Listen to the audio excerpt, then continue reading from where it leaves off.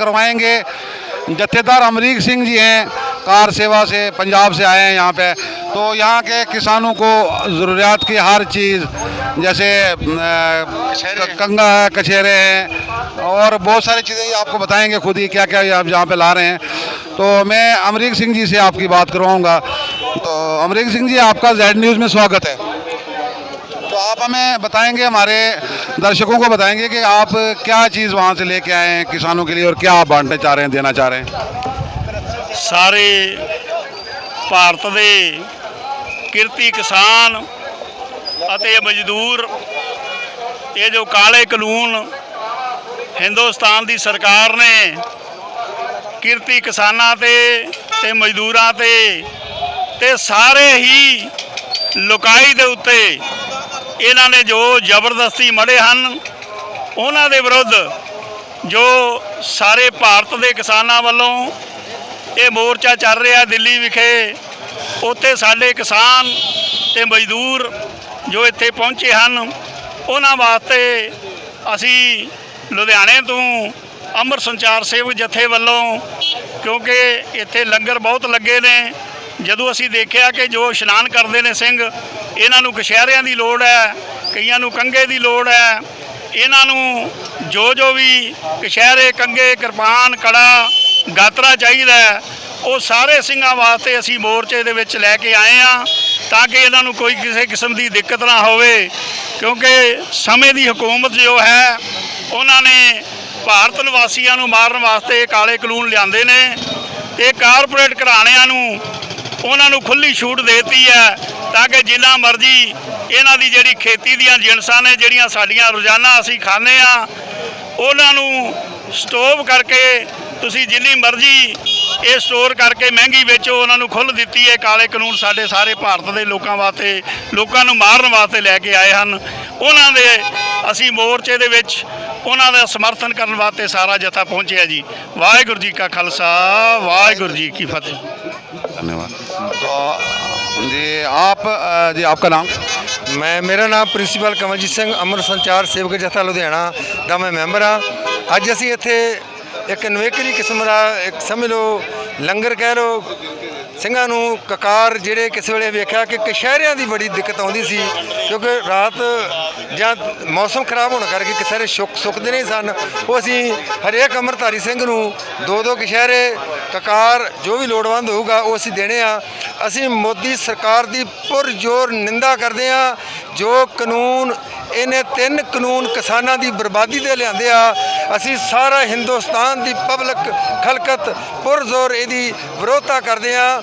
ਅਸੀਂ ਸਮਝਦੇ ਆ ਕਿ ਮੋਦੀ ਨੇ ਆਪਣੇ ਆਪ ਦੇ ਵਿੱਚ ਇਹ ਆਪਣੀ ਮੜੀ ਪੁੱਟੀ ਆ, ਔਰ ਆਉਣ ਵਾਲੇ ਸਮੇਂ ਵਿੱਚ ਦੇਖ ਲਿਓ ਮੋਦੀਆ ਤੂੰ ਬਰਬਾਦ ਹੋ ਜਾਏਗਾ, ਤੇਰੇ ਪੱਲੇ ਕੱਖ ਹੀ ਲੈਣਾ। ਮੋਦੀ ਗੋਦੀ ਔਰ ਅਬਾਨੀ ਅਡਾਨੀ ਇਹਨਾਂ ਦੀ ਤੂੰ ਝੋਲੀ ਵਿੱਚ ਪੈ ਗਿਆ। ਤੂੰ ਪਬਲਿਕ ਨੂੰ ਭੁਲਾ ਦਿੱਤਾ ਏ, ਤੈਨੂੰ ਪਬਲਿਕ ਨੇ ਬਣਾਇਆ, ਤੈਨੂੰ ਪਬਲਿਕ ਨੇ ਵੋਟਾਂ ਪਾਈਆਂ। ਉਹ ਕਮਾਲ ਦੀ ਗੱਲ ਹੈ ਯਾਰ, ਉਹ ਮੋਦੀ ਪਬਲਿਕ ਦੀ ਸੁਣਦਾ ਨਹੀਂ। ਜਿਹੜੇ ਕਿਸਾਨਾਂ ਨੂੰ ਕਾਨੂੰਨ ਚਾਹੀਦੇ ਨਹੀਂ ਕਹਿੰਦਾ ਮੈਂ ਤੈਨੂੰ ਦੇਣੇ, ਸਾਨੂੰ ਚਾਹੀਦੇ ਨਹੀਂ। ਅਸੀਂ ਦੇਖੋ ਆਏ ਆ, ਅਸੀਂ ਕਸ਼ਹਿਰੇ ਲੈ ਕੇ ਆਏ ਆ, ਕਸ਼ਹਿਰੇ ਸਾਡੇ ਭਰਾਵਾਂ ਨੂੰ ਚਾਹੀਦੇ ਆ। ਓਏ ਉਹਨਾਂ ਨੂੰ ਕੋਈ ਚੱਜ ਦੀ ਚੀਜ਼ ਦੇ, MSP ਦਾ ਤੂੰ ਗੱਲ ਨਹੀਂ ਕਰਦਾ, ਕਹਿੰਦਾ ਜੋ ਕਾਨੂੰਨ ਤੋਂ ਬਾਹਰ ਹੈ। ਕਮਾਲ ਹੋ ਗਈ ਮੋਦੀਆ। ਉਹ ਮੋਦੀਆ ਤੇਰੇ ਨੂੰ ਜ਼ਿਆਦਾ ਪੜ੍ਹੇ ਲਿਖੇ ਕਿਸਾਨ ਮੇਰੇ ਵਾਲੇ ਦੇਖ, ਮੈਂ PhD ਪ੍ਰਿੰਸੀਪਲ ਕਲਾਸ 1 ਅਫਸਰ ਜ਼ਿਲ੍ਹਾ ਲੁਧਿਆਣਾ, ਮੈਂ ਰਿਟਾਇਰ ਹੋ ਕੇ ਸੇਵਾ ਕਰਨਾ। ਉਹ ਤੂੰ ਸਾਡਾ ਮੁਕਾਬਲਾ ਹੀ ਕਰਦਾ ਮੋਦੀਆ। 2 ਜਮਾਤਾਂ ਪੜ੍ਹਿਆ, ਤੂੰ ਚਾਹ ਵੇਚਣ ਵਾਲਾ, ਤੈਨੂੰ ਪ੍ਰਧਾਨ ਲਾਤਾ ਪੰਜਾਬ ਦਾ, ਹਿੰਦੁਸਤਾਨ ਦਾ। ਇਸ ਪਬਲਿਕ ਨੇ ਗਲਤੀ ਕੀਤੀ ਆ ਔਰ ਅਸੀਂ ਉਸ ਸਮੇਂ ਨੂੰ ਕੋਸਦੇ ਪਏ ਹਾਂ। ਮੋਦੀ ਸਾਹਿਬ,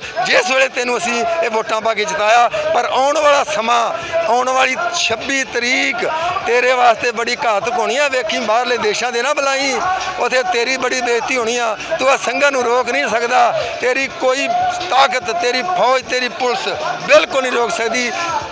ਸਿਆਣਪ ਇਹ ਕਿ ਤੂੰ ਹੁਣ ਕੱਲ੍ਹ ਦੀ ਮੀਟਿੰਗ ਵਿੱਚ ਚੁੱਪ ਕਰਕੇ ਕਾਨੂੰਨ ਰੱਦ ਕਰ ਤੇ ਕਿਸਾਨਾਂ ਨੂੰ ਪੁੱਛ ਉਹਨਾਂ ਨੂੰ ਕੀ ਚਾਹੀਦਾ, ਤੇਰਾ ਭਲਾ ਹੋਏਗਾ। ਹੋਰ ਕੋਈ ਪੁੱਛਣਾ ਬੋਲੋ ਜੀ। सर जी, ये एक समझ नहीं आती पई कि सारी पब्लिक नूं एक साइड करके, सारे किसानां नूं एक साइड करके ते साडी सरकार जिहड़ी है पूंजीपतियां नूं फायदा देण नूं चाहती है। आखिर इहदी की वजह है कि सारी पब्लिक नूं एक साइड कीता ते पूंजीपतियां नूं सर दे चुक के साडे किसानां दे सीने ते बुलडोजर फेर के ते पूंजीपतियां नूं फायदा देण दे की वजह हो सकती है? जदों ਕੋਈ ਸੰਸਾਰ ਦੇ ਅਧਰਮੀ ਰਾਜਾ ਆਇਆ ਹੈ, ਉਹਨਾਂ ਨੇ ਪ੍ਰਜਾ ਨੂੰ ਦੁੱਖ ਦਿੱਤਾ ਹੈ। ਸਤਿਗੁਰੂ ਜੀ ਨੇ ਬਾਣੀ ਵਿੱਚ ਕਿਹਾ, ਰਾਜੇ ਪਾਪ ਕਮਾਉਂਦੇ ਉਲਟੀ ਵਾੜ ਖੇਤ ਕੋ ਖਾਈ। ਕਿਉਂਕਿ ਜਦੋਂ ਰਾਜਾ ਧਰਮੀ ਹੋ ਜੇ, ਪ੍ਰਜਾ ਤੇ ਜ਼ੁਲਮ ਕਰਨ ਲੱਗ ਜੇ, ਤੇ ਉਹ ਗੁਰੂ ਸਾਹਿਬ ਨੇ ਕਿਹਾ ਵੀ ਜਿਵੇਂ ਵਾੜ ਹੀ ਖੇਤ ਨੂੰ ਖਾਣ ਲੱਗ ਜਾਂਦੀ ਹੈ। ਕਿਉਂਕਿ ਜੋ ਰਾਜਾ ਹੁੰਦਾ ਹੈ ਉਹ ਪ੍ਰਜਾ ਦਾ ਮਾਂ ਪਿਓ ਹੁੰਦਾ ਹੈ, ਤੇ ਰਾਜਾ ਹੀ ਜ਼ੁਲਮ ਕਰਨ ਲੱਗ ਜੇ ਤੇ ਫਿਰ ਪ੍ਰਜਾ ਦਾ ਬਚਾਅ ਨਹੀਂ ਹੈ। ਇਸ ਕਰਕੇ ਇਹ ਧਰਮੀ ਰਾਜਾ, ਜਿਹਨੂੰ ਧਰਮ ਦਾ ਬੁਰਕਾ ਪਾਇਆ ਪਰ ਧਰਮ ਦਾ ਊੜਾ ਨਹੀਂ ਆਉਂਦਾ। ਕਿਉਂਕਿ ਜੋ ਪਬਲਿਕ ਹੈ ਉਹ ਤਰਾਹ ਕਰ ਰਹੀ ਹੈ, ਕਈ ਮਹੀਨਿਆਂ ਤੋਂ ਲਗਾਤਾਰ ਕਹਿ ਰਹੀ ਹੈ ਕਿ ਇਹ ਕਾਨੂੰਨ ਸਾਨੂੰ ਨਹੀਂ ਚਾਹੀਦਾ, ਇਹ ਬਿੱਲ ਸਾਨੂੰ ਨਹੀਂ ਚਾਹੀਦਾ। ਤੇ ਇਹ ਸਾਫ਼ ਹੋ ਗਿਆ ਕਿ ਕਾਰਪੋਰੇਟ ਘਰਾਣਿਆਂ ਨਾਲ ਮਿਲ ਕੇ ਉਹ ਕਿਸਾਨਾਂ ਦੀ, ਕਿਰਤੀ ਕਿਸਾਨਾਂ ਦੀ ਜਿਹੜਾ ਸਾਰੇ ਭਾਰਤ ਦਾ ਢਿੱਡ ਭਰਦਾ ਆ, ਉਹਨਾਂ ਤੋਂ ਜ਼ਮੀਨਾਂ 200 ਏਕੜ 300 ਏਕੜ ਖੋਹ ਕੇ ਅਬਾਨੀ ਅਡਾਨੀਆਂ ਦੇ ਵੱਡੇ ਵੱਡੇ ਗਡਾਊਨ ਬਣਾ ਕੇ ਉਹਨਾਂ ਦੀ ਜੋ ਖੇਤੀ ਹੈ, ਕਿਉਂਕਿ ਉਪਜ ਸਾਲ 'ਚ ਇੱਕ ਵਾਰੀ ਹੁੰਦੀ ਹੈ, ਇਹਨਾਂ ਦਾ ਇੱਕੋ ਇੱਕ ਕਾਰਪੋਰੇਟ ਘਰਾਣਿਆਂ ਨਾਲ ਮਿਲ ਕੇ ਇਹਨੇ ਵਿਉਂਤਬੰਦੀ ਕੀਤੀ ਹੈ ਕਿ ਇਹਨਾਂ ਦੀ ਜਿਣਸ ਲੁੱਟ ਕੇ ਉਸ ਤੋਂ ਬਾਅਦ ਆਪਣੀ ਮਨਮਰਜ਼ੀ ਨਾਲ ਇਹ ਲੋਕਾਂ ਨੂੰ, ਪਬਲਿਕ ਨੂੰ ਜੋ ਹੈ ਦਿੱਤੀ ਜਾਵੇ। ਇਹ ਬੜਾ ਵੱਡਾ ਨੁਕਸਾਨ ਜੋ ਹੈ ਸਾਰੇ ਭਾਰਤ ਦਾ ਕਰਨਾ ਚਾਹੁੰਦਾ ਤੇ ਇੱਕੋ ਹੀ ਕਾਰਪੋਰੇਟ ਘਰਾਣਿਆਂ ਨੂੰ ਇਹ ਫਾਇਦਾ ਦੇਣਾ ਚਾਹੁੰਦਾ। बहुत बहुत शुक्रिया। ਵਾਹਿਗੁਰੂ ਜੀ ਕਾ ਖਾਲਸਾ, ਸੋ ਨਿਹਾਲ। ਸਤਿ ਸ੍ਰੀ ਅਕਾਲ। ਦੇਖ ਦੇਖ ਦੇਖ ਦੇਖ पंथ की राज करेगा, राज करेगा। गोदी मोदी चक देंगे धौन ते गोडा रख, गोदी मोदी चक देंगे, अडानी अबानी चक देंगे। बोले सो निहाल। अकाल वाहिगुरू जी का खालसा।